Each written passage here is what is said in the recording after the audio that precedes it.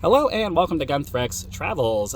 This is a continuing series of videos that I'm doing to kind of give you guys a primer on where we are with our RV and, our eventual plans to hopefully actually get on the road full time, which is something I've been wanting to do for a while, but, life makes it take longer than you really want it to.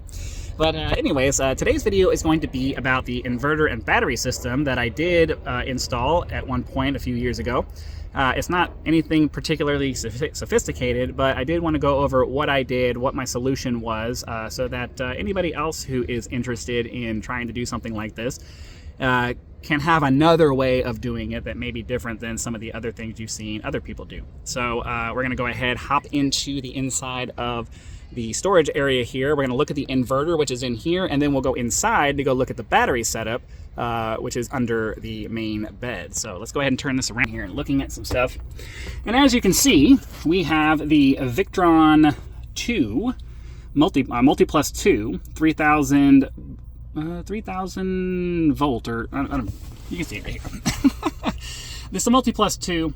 It's the full-on charger inverter controller, which has the ability to charge the batteries and then draw from the batteries, and it automatically switches back and forth.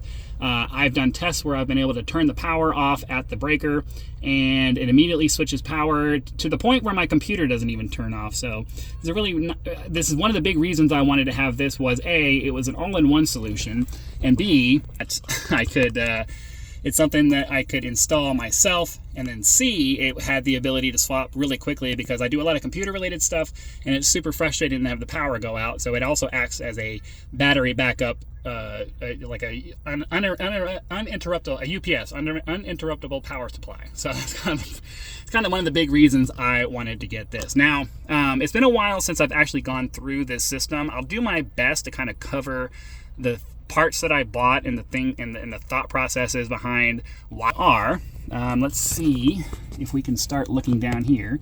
So we have the main power lines. Can I get the light on? Okay.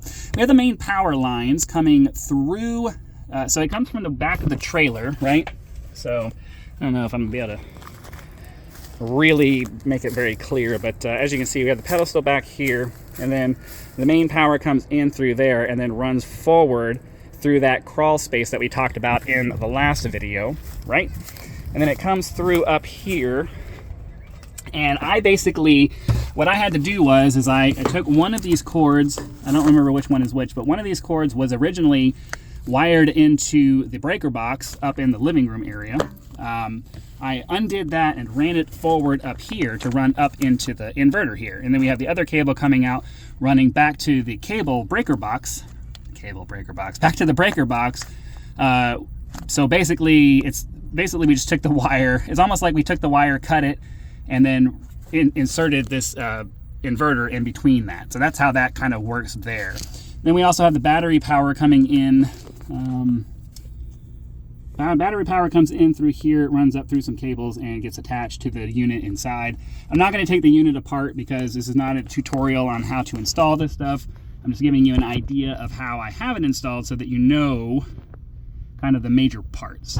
We have the battery cutoff switch for the batteries that are up in the inside the trailer. I decided I wanted the batteries inside the trailer because inside the trailer because I didn't know what kind of environments I'm going to be in eventually, and I wanted the batteries in an air-conditioned space, mostly for heat, because if you know anything about li-iron-phosphate batteries, you can't really charge those when it's really, really cold outside. Now, I don't plan on ever going anywhere where it's really, really cold, but I also didn't want to make my plan. I like to plan for the worst and hope for the best. And so anytime I'm designing anything, I'm usually assuming that everything's going to go wrong, and I kind of design everything that I do to hopefully plan for those contingencies. So knowing that those batteries were going to struggle to charge in a cold environment, and if I didn't want to find myself in a cold environment and then now my batteries can't charge, so I put those up in the bedroom area under the master bed. We'll go look at that in a minute, but that's where they are. So it's behind that. So yeah, the main battery switch here disconnects the battery from the system, and then I have a fuse. I don't remember I don't remember how big that fuse is, but it's big enough that you can run a bunch of power through it, and then it'll pop if the battery, if the RV tries to pull too much power through it. Sorry that the focus is getting all jacked up. This wire in the way, I'm sure, is not making it easy to find.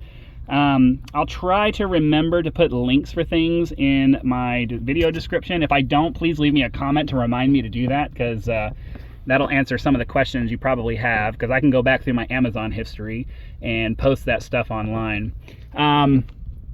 This is a bus bar. I bought a bus bar for the positive side and a bus bar for the negative side to make all the various connections that I needed to make much easier, so I can have one line coming from the battery into a bus here, and then a couple of lines coming off to power different battery powered things that I needed. So that's what all of this is here. I also have the Bluetooth controller for the system, which allows me to control, or allows me to monitor some things from my phone. This is for the battery, so it gives me very detailed, specific information about the battery. It is a Victron unit, so you can find it on their website. Again, remind me if I don't remember to do it for this video, but I can post links for all the stuff that I've purchased to help you guys figure out what everything is and, you know, what it was for. So I think that's everything down here in the trailer as far as the power system goes. So let's take a sec, and then we'll, sorry, I'm not used to using my phone as a camera, so I'll figure it out. We'll run inside, we'll look at the battery setup as it exists right now, so that you guys can kind of get a whole complete picture of the power setup that I have. So give me just a second, we'll swap to being inside, and yeah, be right back. All right, so this is pretty awkward to do because I'm having to hold my mattress up to keep the compartment for this open, because I have a big queen size memory foam mattress in here because we're older and we want to be able to sleep comfortably, and we're willing to sacrifice the weight for that. But it's also very heavy, which means that these relatively light duty springs don't hold this up. So yeah, that's what's going on here. Let's go turned on and you can see the battery setup. Excuse me. So this looks probably a little bit more complicated than other setups that you've seen.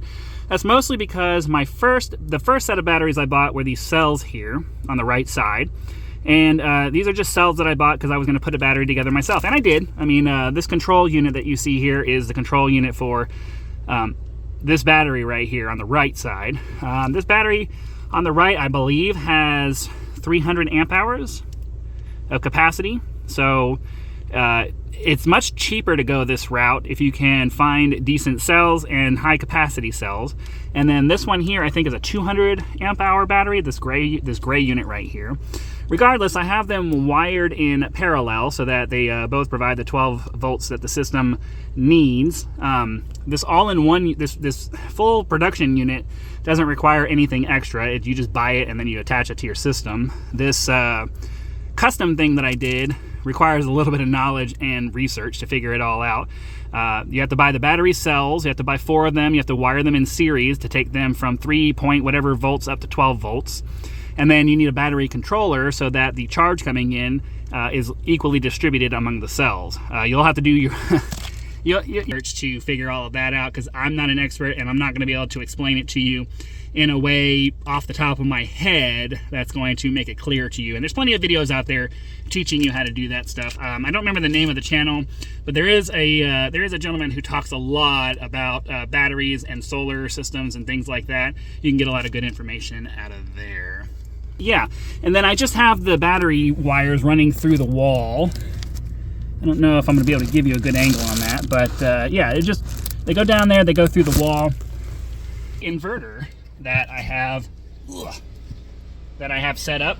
The blue unit that was on top of the gray battery next to the thing, I'm not pulling it back out to show you. It is the wireless Bluetooth monitor for, so it's the wireless Bluetooth monitor for the controller for the custom battery that I have. I think that's what that is. Because I have a couple of different battery monitors that have apps on my phone that allow me to do that. But anyways, that's the power setup that we have.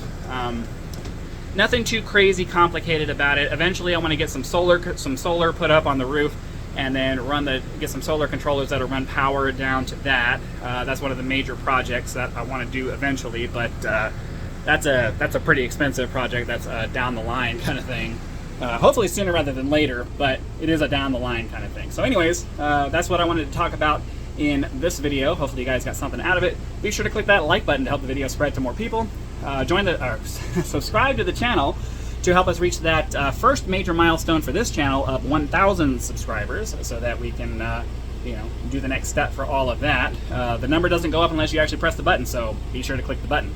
And so again, thank you very much for watching this video. Hopefully you go check out the other stuff that we've already put up on the channel. I don't promise that this is going to be continuing content, because I only have so much to talk about the trailer, and then the videos are going to kind of stop. But we wanted to get some stuff out here right now just to get some preliminary things on the channel. So again, thank you very much for watching. Come back for the next video, where I'm not sure what specifically we're going to be talking about. Probably some future projects. I think we've talked about everything else that I want to do. I want to start talking about some future projects that I want to get done. So be sure to come back.